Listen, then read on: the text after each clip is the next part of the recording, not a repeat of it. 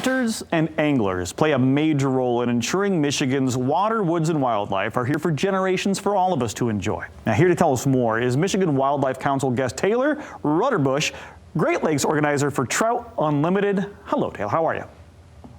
Good. Thanks for having me this morning. Absolutely. Trout Unlimited, for those who haven't heard about your conservation efforts here in Michigan, can you let them know what it is you guys do?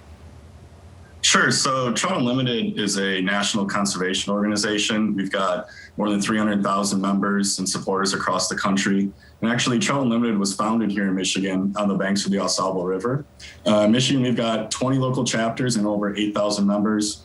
And as an organization, we do such things as installing in-stream habitat, removing dams. And here in West Michigan, we've planted over 17,000 trees in the Rogue River watershed and are planning to do 31,000 more tree plantings. That's amazing. I mean, people might hear Trout Unlimited and not realize all of the different things that you do in the area, and especially here in West Michigan. But today specifically, we're talking about ice fishing, especially ice fishing for trout. I haven't done either. I've always looked at those shanties out there and wanted to know what it's like. Tell us why the love for ice fishing. Yeah, I love getting outside on a clear winter day, enjoying the brisk air. Ice fishing for me has always been a family activity, so I think it's great for getting everyone together, getting them outside. And ice fishing for trout is a unique way to go after trout. Usually people think of fly fishing in a stream, or getting out on a charter boat and heading out onto the big lake. But ice fishing for them is a unique and challenging way to go after trout.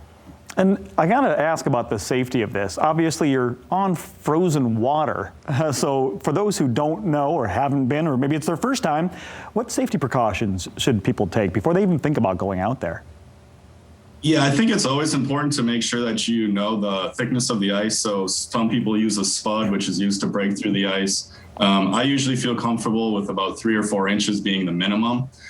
Some people also take ice picks. So if they happen to do break through, there's a way to catch themselves. And a lot of ice fishing jackets and bibs on the market today actually have flotation devices built into them. So there's a lot of precautions that people can take to make sure that they're safe when they head out on the ice. Okay, excuse me. I've gone fishing plenty of times, but never ice fishing. Can you break down the differences between the two? Obviously, it's colder, and you're having to drill a hole. But I mean, is it the same as putting a worm on a hook or a lure out there with a bobber? Yeah, it can be. So there's a couple of different techniques. One of the most common ways is obviously you're drilling a hole through the ice, and then you're setting a tip up, which basically takes a reel. You're running a line down to your bait, whether that's a worm or a minnow. And then there's a flag on the top, and when the spool spins, the flag goes up and you have a fish. So that's a little bit different tackle than some people might be used to, compared to a large fishing pole. But there are also shorter fishing rods specifically made for ice fishing. Oh, perfect. So you could actually still use a rod if you want to. Sure. What about a fishing license? Do I need that for ice fishing? Yeah, of course. You always need a fishing license when you're out in Michigan. Just the standard everyday ice fishing license is all you'll need. And those are good for a year. So the DNR also actually has a really cool program where you can auto-renew your ice fishing license, or any fishing license. So when that expires at the end of March, it'll automatically send you a new one. You'll be charged, your $28, and you'll be good to go. So a really handy tool for you if you are forgetful with renewing your license. Something it's on my bucket list, Taylor, on my bucket list. Now, we know from the Michigan Wildlife Council about the importance of scientifically based wildlife conservation and management. Someone watching right now, maybe not going ice fishing, but want to help protect Michigan's outdoors, what can they do? Well, I would say the easiest thing to do is just to buy the recreation passport when you renew your license plate tabs. For a couple extra bucks, you're gaining access to thousands of acres of public land, thousands of miles of trails, and you're helping support conservation.